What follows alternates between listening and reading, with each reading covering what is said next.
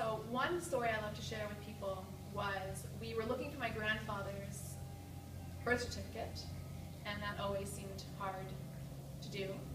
So we didn't know where to start. The city hall was essentially giving us the runaround. So my mother basically looked outside and saw these 3 elderly men sitting on a bench.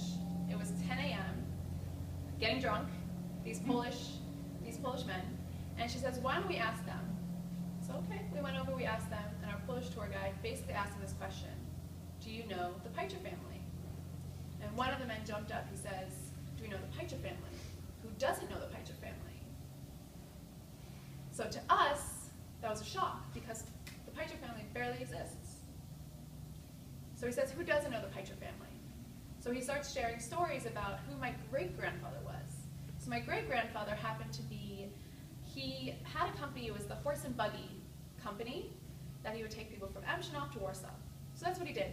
So this man that happened to be sitting on this bench was the boy who was in charge of feeding the horses hay before the war.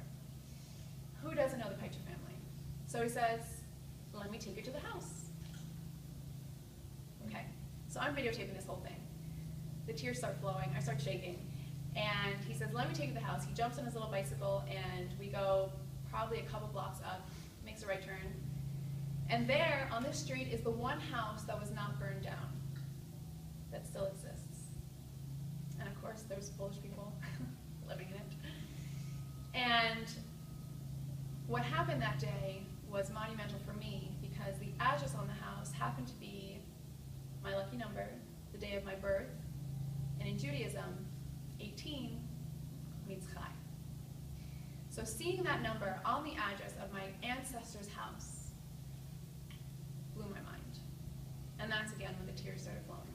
So that was Poland. That was the first seed that was planted to me that made these stories, they weren't stories anymore, this was real. I really understood that this thing happened. This wasn't something that my parents were telling me. So the next summer, another pivotal trip, I went to Germany, and I was in Germany. It was the first leg of the trip for other cities, and I was in Germany for literally 12 hours. It was enough. I was in Munich. And what happened to me then really motivated the rest of my experience.